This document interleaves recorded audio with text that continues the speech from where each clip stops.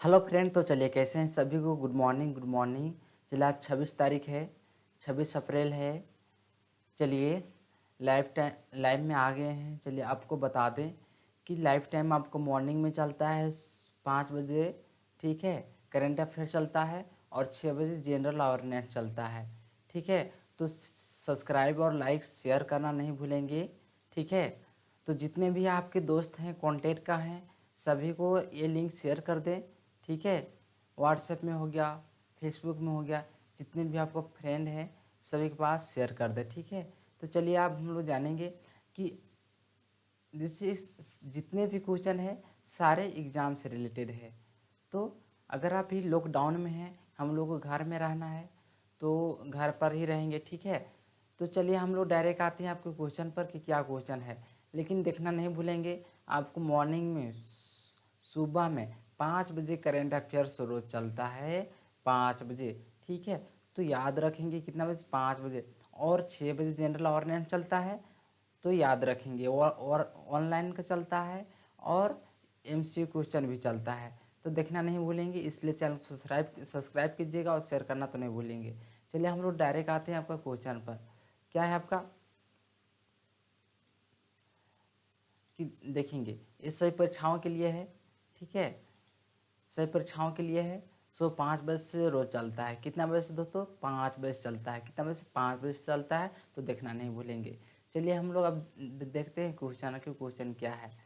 चलिए current affairs है, सारे फिलहाल के क्वेश्चन है। तो चलिए देखेंगे कि केंद्रीय रक्षा मंत्री राजनाथ सिंह ने किया देश की पहली मोबाइल लैब का उद्घाटन। देश में पहली बार मोबाइल लैब का उद्घाटन किया गया है। तो कौन किए हैं, तो राजनाथ सिंह ने किए हैं, जो क्या है केंद्रीय रक्षा मंत्री हैं। याद रखेंगे क्या है, रक्षा मंत्री है राजनाथ सिंह और देश की पहली मोबाइल लैब का उद्घाटन किया है। तो चलिए आपका यहीं पर एक क्वेश्चन बन जाता है। क्या क्वेश्चन बनता है कि पहली बार किसने मोबाइल लैब का उद्घाटन किया है देश में। तो कौन किया है, तो रक्षा मंत्री राजनाथ सिंह ने किया है। चलिए ठीक है।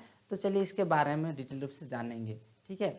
इस लैब का नाम मोबाइल वायरोलॉजी है, रिसर्च एंड डायग्नोस्टिक्स है। इस रक्षा अनुसंधान और विकास संगठन DRDO ने विकसित किया है। तो किसने किया है, तो इसमें आपका ये क्वेश्चन और बनता है कि मोबाइल लैब का किस संगठन ने विकसित किया है। तो DRDO ने किया है। कौन किया है, DRDO ने किया है। याद रखेंगे इस मोबाइल लैब का खास बात यह है कि इसमें हर रोज़ 2000 नमूने स्कैनिंग की क्षमता है। चलिए और जानेंगे इसके बारे में। जैसे कोरोना वायरस, अभी लॉकडाउन है, ठीक है, लॉकडाउन है। तो अगर लॉकडाउन के बारे में आप नहीं जानते होंगे तो एक वीडियो आपको डिस्क्रिप्शन में उसका लिंक मिल जाएगा कि धारा 144 क्या है, 188 क्या है। इसका अच्छे से कि वीडियो आपको मिल जाएगा, तो वहाँ से आप देख सकते हैं। चलिए तो चलिए बताएंगे कि अभी लॉकडाउन कितने तक लॉकडाउन है, ठीक है। तो कमेंट करके ज़रूर हमें बताइएगा, ठीक है। और अपने डिस्ट्रिक्ट में, अपने स्टेट में कहाँ कहाँ से बिलोंग करते हैं, आपके कितने पॉजिटिव हैं, ठीक है, और कितने डेट हो गए हैं, कमेंट में ज़रूर करके बताएंगे, ठीक है। कमेंट करना नहीं भूलेंगे। चलिए, जो कोरोना वायरस है कि जांच के लिए देश में अपनी तरह की पहली लैब तैयार की गई है, ठीक है। देश की इस पहली मोबाइल लैब को सिर्फ 15 दिन में तैयार किया गया है। कितने दिन में किया गया था, 15 दिन में तैयार किया गया है। याद रखें कितने दिन में तैयार किया गया है, 15 दिन में। जो DRDO ने कोविड-19 की स्क्रीनिंग और इस पर रिसर्च के लिए यह लैब तैयार किया गया है। किसके लिए किया गया है, कोविड-19 के लिए किया गया है विशेषकर, ठीक है। तो चलिए हम लोग नेक्स्ट क्वेश्चन देखेंगे। तो इस तरह से आपके एग्ज़ाम में आ सकता है। तो चलिए ध्यान में सब रखते हुए पढ़ेंगे। जिससे अभी फ़िलहाल में एग्ज़ाम होने वाला है ग्रुप डी का। जिससे लॉकडाउन ख़त्म होने के बाद अगर सरकार लॉकडाउन ख़त्म कर देती है तो लॉकडाउन के बाद एग्ज़ाम हो सकता है। तो चलिए हम लोग ध्यान से पढ़ेंगे। घर पर रहना है, घर पर स्टडी करना है, ठीक है। तो चलिए अब नेक्स्ट क्वेश्चन देखेंगे कि नेक्स्ट क्वेश्चन आपका क्या है। चलिए नेक्स्ट क्वेश्चन आपका आ गया है स्क्रीन पर। आपका स्क्रीन पर क्या क्वेश्चन है कि देखेंगे कि राष्ट्रीय पंचायत राज दिवस 2020 प्रधानमंत्री मोदी ने शुरू किया ई ग्राम स्वराज्य पोर्टल।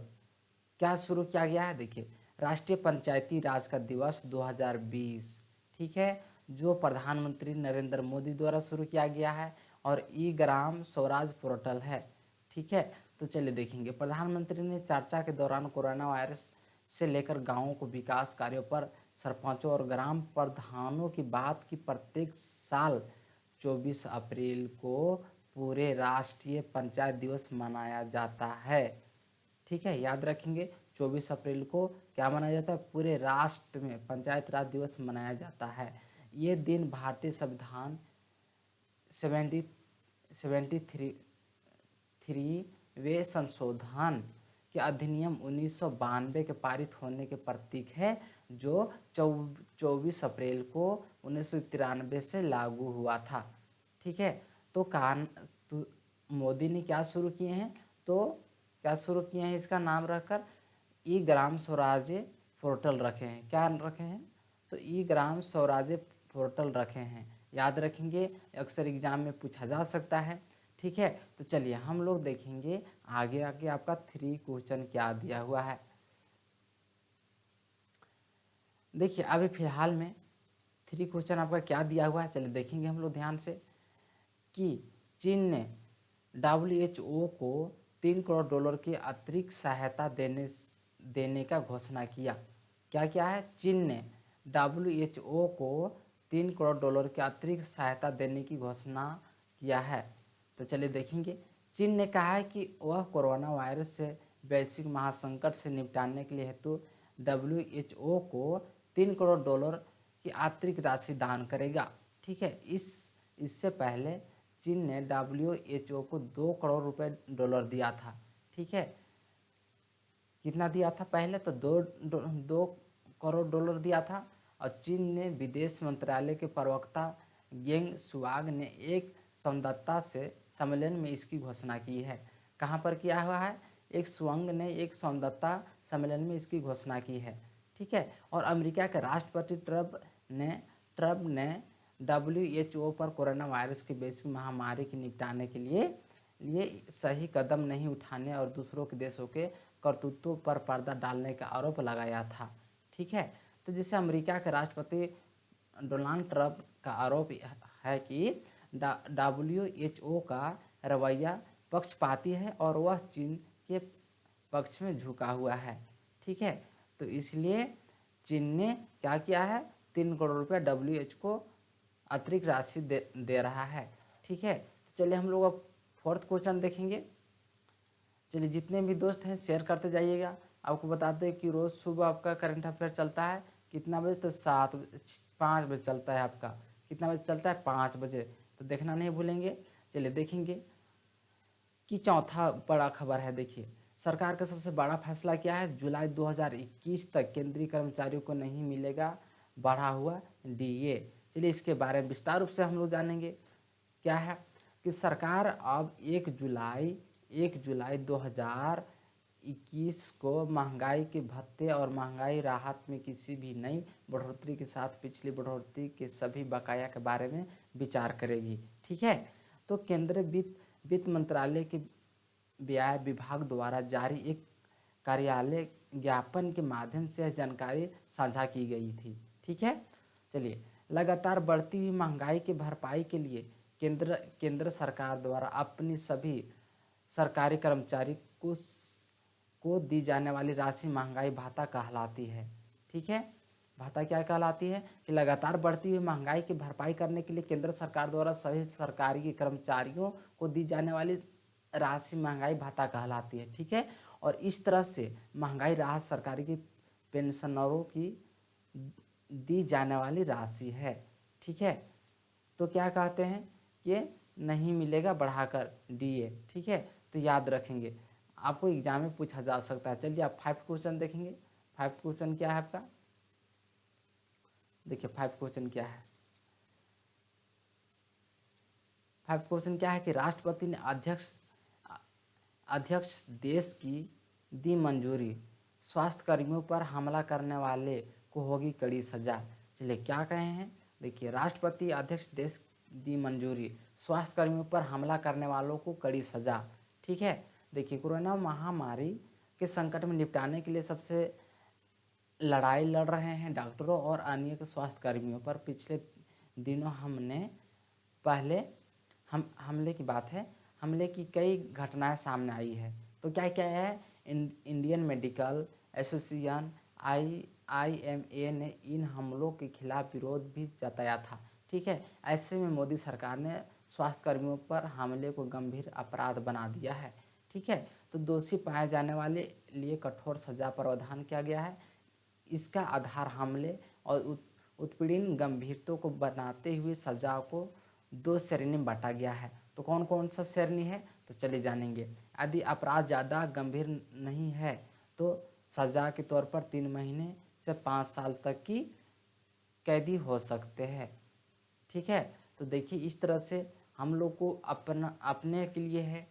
ठीक है, तो कोई हो या हम लोग हो या और कोई है, तो हम लोग को बाधा नहीं करना चाहिए। ठीक है, तो चलिए स्वास्थ्य कर्मियों पर हम लोग को थोड़ा गार्डिंग करना चाहिए कि क्या है क्या नहीं। चलिए हम लोग डायरेक्ट आते हैं 6 क्वेश्चन पर कि आपका 6 क्वेश्चन क्या है।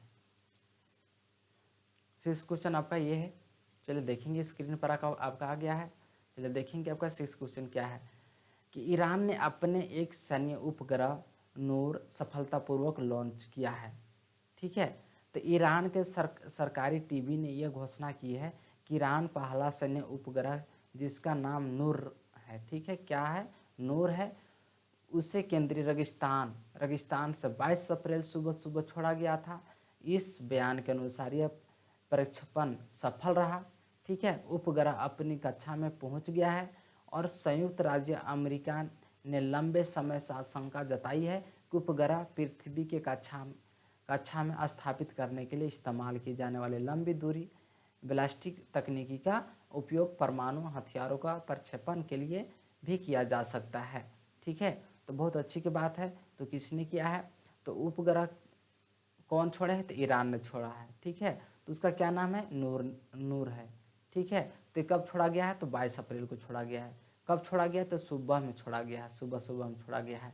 तो आपका 2 3 4 क्वेश्चन यहाँ पर बन जाता है, तो याद रखेंगे। ठीक है, अभी फिलहाल एग्जाम में आपका DRDO का, ठीक है, SSC के बहुत सारे एग्जाम अभी अटेंड करना है। तो अगर आप एग्जाम की तैयारी कर रहे हैं या कॉम्पिटिशन की तैयारी कर रहे हैं तो आपके लिए बहुत वेरी इंपॉर्टेंट चैनल है। ठीक है, तो चलिए नेक्स्ट क्वेश्चन देखेंगे हम लोग। आपका नेक्स्ट क्वेश्चन क्या है, चलिए 7 क्वेश्चन आ गया स्क्रीन पर, देखेंगे 7 क्वेश्चन क्या है। 7 क्वेश्चन क्या है, कोविड-19 के कारण दुनिया भर में कई जगह गंभीर भूखमरी हो सकती है। संयुक्त राष्ट्र, तो कोविड-19 के कारण दुनिया भर में भूखमरी हो सकती है, तो कौन कह रहा है, संयुक्त राष्ट्र बोल रहा है। ठीक है, तो कैसे हो सकता है, हो सकता है। तो चलिए, संयुक्त राष्ट्र विश्व खाद्य कार्यक्रम के अनुसार कोविड-19 की वजह से आर्थिक क्षेत्र में आई गिरावट इस वर्ष में दुनिया में तीव्र खाद्य पदार्थ असुरक्षा का सामना करने वाले लोगों की संख्या लगभग दुगनी हो सकती है।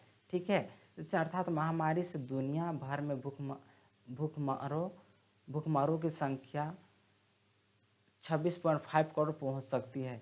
कितना है, भूखमरी की संख्या कितना पहुंच सकता है, 26.5 करोड़ पहुंच सकती है। याद रखेंगे, संयुक्त राष्ट्र ने रिपोर्ट सौंप जाने के बाद चेतावनी देते हुए कहा है कि इस साल विश्व स्तर पर भूखमरी का सामना करने वाले लोगों की संख्या दुगनी हो सकती है।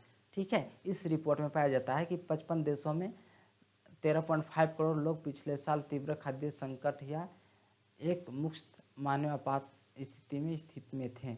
ठीक है, तो अगर देखिए अभी लॉकडाउन की वजह से अभी 2 महीने लॉकडाउन है, तो लोगों की 26 करोड़ भूखमरी की संख्या हो सकती है। अगर लॉकडाउन नहीं रहता है फिर भी कितने करोड़ भूखमरी की चपेट में आ जाते हैं, तो 13 करोड़ आ जाते हैं, 13.5 करोड़ आ जाते हैं।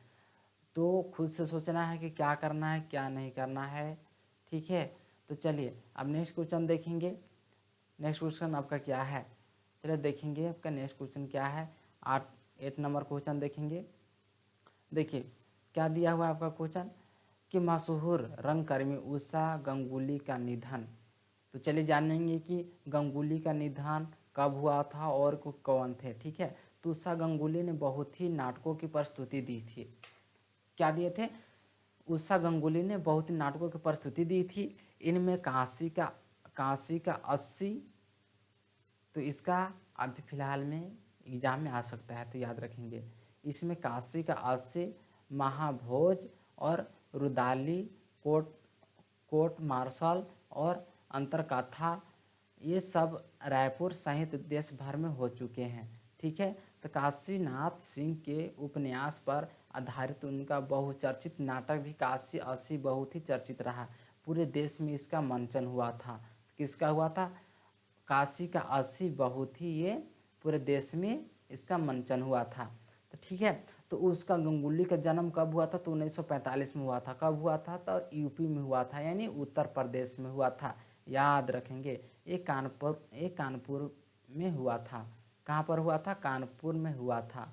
यूपी स्टेट है, तो यूपी स्टेट में कहाँ हुआ था? कानपुर में हुआ था। उन्होंने 1976 में एक रंगकर्मी थिएटर ग्रुप की स्थापना की, जो अपने प्रोडक्शन जैसे महाभोज, रुदाली, कोर्ट मार्शल के लिए जानी जाती है, और कोलकाता में हिंदी रंगमंच के अन्य करने वाली एकमात्र थिएटर निर्देश भी थी, जो काफ़ी हद तक बंगाली भाषा है। ठीक है, तो ज़्यादातर बंगाली भाषा में वो अपना कहानी को लिखे थे। तो चलिए इस तरह से जाने कि मशहूर रंगकर्मी उषा गांगुली का निधन कब हुआ था? तो 1945 में हुआ था। ठीक है, उनका जन्म कहाँ हुआ था? तो यूपी में कानपुर में हुआ था। ठीक है, याद रखेंगे। उसका अपना थिएटर का कब वो उद्घाटन किए थे यानी स्थापना किए थे? तो 1976 में किए थे। ठीक है, तो चलिए याद रखेंगे। चलिए अब नेक्स्ट क्वेश्चन देखेंगे हम लोग। ठीक है, नेक्स्ट क्वेश्चन आपका क्या है? चलिए अब इधर छोटा छोटा क्वेश्चन है, चलिए देखते जाएंगे, याद करते जाएंगे। वेरी वेरी इंपॉर्टेंट क्वेश्चन है। सब्सक्राइब करना तो नहीं भूलेंगे। ठीक है, वर्ल्ड प्रेस फ्रीडम इंडेक्स में भारत 142 स्थान पर है। ठीक है, तो देखेंगे रिपोर्ट मुताबिक भारत का वर्ल्ड प्रेस फ्रीडम इंडेक्स 2 पैदान खिसक गया है। रैंकिंग में भारत 180 देशों में 142वें स्थान पर है। ठीक है, भारत पिछले साल 140वें स्थान पर था। The world press freedom index 2020 के मुताबिक भारत 2019 में किसी पत्रकार की हत्या नहीं हुई। ठीक है, और इस तरह से देश की मीडिया एक सुरक्षा स्थिति सुधार नजर आया। चलिए इसके बाद देखेंगे विश्व प्रेस स्वतंत्रता सूचकांक में भारत का 2017 में 137वें स्थान पर और साल 2018 में 138वें और 2019 में 2 अंक कम होकर 140 पर पहुंच गया है। ठीक है, पहुंच गया था। और इस सर्वेक्षण में कुल 180 देश शामिल किया गया था। भारत का इस साल 180 देशों के समूह को 2 स्थान पर नीचे उतारकर 142वें नंबर पर आया। ठीक है, चलिए अब नेक्स्ट क्वेश्चन देखेंगे। नेक्स्ट क्वेश्चन क्या है? नेक्स्ट क्वेश्चन देखेंगे कि आपका 10 क्वेश्चन क्या है। टोटल बता दें कि 15 क्वेश्चन है। तो चलिए ध्यान से देखते जाएंगे।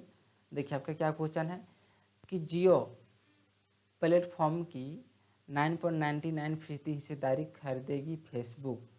चलिए बहुत इंटरेस्टिंग क्वेश्चन है, चलिए जानेंगे कि जियो प्लेटफॉर्म्स की 99% हिस्सेदारी खरीदेगी फेसबुक। ठीक है, Jio platform Reliance industries limited IIL के पूर्ण स्वामित्व वाली सहायक कंपनी है, जो तमाम प्रकार के डिजिटल सेवाएं प्रदान करती है। इसके ग्राहक की संख्या 38.8 करोड़ से अधिक है और जियो फेसबुक के बीच तालमेल से डिजिटल इंडिया को लक्ष्यों को हासिल करने में मदद मिलेगी। ठीक है, तो इस समझौता के बाद फेसबुक के CEO मार्क जुकरबर्ग ने कहा है कि मुकेश अंबानी और पूरी जियो टीम को उनकी साझेदारी के लिए धन्यवाद देना चाहता हूं। वह रिलायंस ने एक अलग बयान में कहा है कि फेसबुक ने जियो प्लेटफॉर्म पर 4.62 लाख करोड़ रुपए की प्री मनी एंटरप्राइज और वैल्यू मानकर निवेश किया है। तो चलिए चलिए अब इसके बारे में जानेंगे। चलिए अब देखेंगे नेक्स्ट क्वेश्चन। अब इधर देखेंगे वेरी वेरी इंपॉर्टेंट क्वेश्चन, तो चलिए देखते रहेंगे, ठीक है। चलिए अब जितने भी दोस्त हैं शेयर करना नहीं भूलेंगे। चलिए आपका क्वेश्चन क्या है कि narcotic drugs and psychotropic substance NDPS अधिनियम जो हाल में ही सुर्खियों में था, एक केंद्रीय मंत्रालय से जुड़ा है, ठीक है। तो कौन है, तो वित्त मंत्रालय है, याद रखेंगे। चलिए इसके बारे में हम लोग जानेंगे विस्तार रूप से कि 23 अप्रैल 2020 को भारत सर्वोच्च न्यायालय ने कहा है कि प्रतिबाधित दावा परीक्षण की मात्रा आधार पर अपराधी की सजा की जाएगी। सूत्र पर शीर्ष अदालत ने नागरिक ड्रग्स एंड साइट्रोसब्स्टेंस एक्ट के तथा स्पष्ट कर दिया है कि अवैध दावा बाजारों में दवाओं के मिलावट या अन्य पदार्थ के साथ मिलाया जाता है, ठीक है। इसके बाद यह हीरोइन के वैश्वीकरण दर पर कम करने के लिए किया जाता है। इसके बाद इसमें चाक पाउडर, जस्ता ऑक्साइड और अन्य जस्ती लेकिन खतरनाक औषधियों को मिलाया है, ठीक है। तो चलिए अब जानेंगे नेक्स्ट क्वेश्चन कि आपका क्या है नेक्स्ट क्वेश्चन है। चलिए नेक्स्ट क्वेश्चन आपका क्या है, चलिए देखेंगे। 12 क्वेश्चन है, टोटल 15 क्वेश्चन है। देखेंगे ESI मेडिकल कॉलेज हैदराबाद और सहयोग से किसी सरकारी संस्था द्वारा देश की पहली कोविड-19 नमूना संग्रह मोबाइल लैब की विकसित की गई। तो कहाँ किया गया है, तो रक्षा अनुसंधान विकास का संगठन, ठीक है, जो हम लोग पहले पढ़े थे इसके बारे में, ठीक है, जाने थे। रक्षा अनुसंधान विकास संगठन के ESIC मेडिकल कॉलेज और अस्पताल हैदराबाद के साथ सहयोग किया गया है और देश की कोविड-19 नमूना संग्रह को मोबाइल लैब की विकसित की है। इस मोबाइल लैब की नाम मोबाइल BSL-3 BRDL लैब रखा गया है, ठीक है। ये कहाँ पर किया गया है, तो हैदराबाद में, याद रखेंगे। और इसका उद्घाटन केंद्रीय रक्षा मंत्री राजनाथ सिंह ने किया है। इसके बारे में हम लोग पहले जान रहे हैं, ठीक है। और इसमें से 1000 से अधिक नमूनों को प्रोसेस कर सकता है। इसके बारे में हम लोग पहले जान चुके हैं। चलिए इससे हम लोग जानेंगे अब नेक्स्ट क्वेश्चन।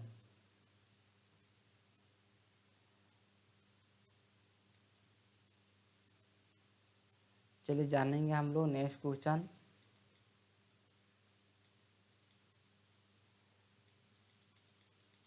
चलिए अब देखेंगे 14 क्वेश्चन। 14 क्वेश्चन क्या दिया हुआ है, 14 क्वेश्चन आपका ये दिया हुआ है कि खोकजोम दिवस किस भारतीय राज्य केंद्र शासित प्रदेश के लिए युद्ध नायकों की श्रद्धांजलि देने के लिए मनाया जाता है, तो मणिपुर के लिए मनाया जाता है, याद रखेंगे।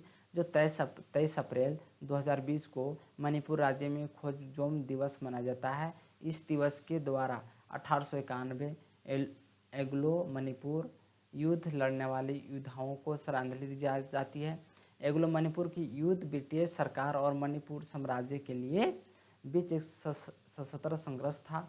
जो युद्ध 31 मार्च 27 अप्रैल 1891 के बीच लड़ा गया था। इस युद्ध की अंग्रेजी की जीत हुई थी, ठीक है। तो चलिए मणिपुर के लिए ये क्या है, खोंकोज दिवस मनाया जाता है, तो याद रखेंगे मणिपुर के लिए। चलिए अब नेक्स्ट क्वेश्चन देखेंगे, लास्ट क्वेश्चन। चलिए वेरी वेरी सारे क्वेश्चन रहा। चलिए अब देखेंगे, ठीक है, 15 क्वेश्चन के 15 क्वेश्चन क्या है। कोविड-19 किस भारतीय राज्य द्वारा शुरू किया गया है और मोबाइल एप्लीकेशन है जिससे ट्रक ड्राइवर और राज्यों में आवश्यक सामान आने के परिवहन की अनुमति दी जाती है। तो कौन क्या है, तो मिजोरम क्या है। चलिए इसके बारे में जानते हैं कि कोविड-19 क्या किया है, कौन, मिजोरम का, ठीक है।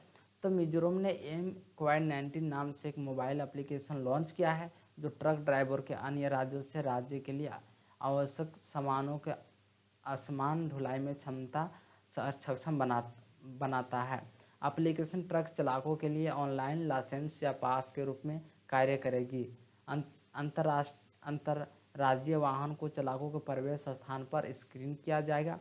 इस एप्लीकेशन के साथ पंजीकरण करने पर उन्हें एम पास नामक एक लाइसेंस प्रदान किया जाएगा, ठीक है। तो इस तरह से आज के कुछ करंट अफेयर्स का ख़त्म होता है।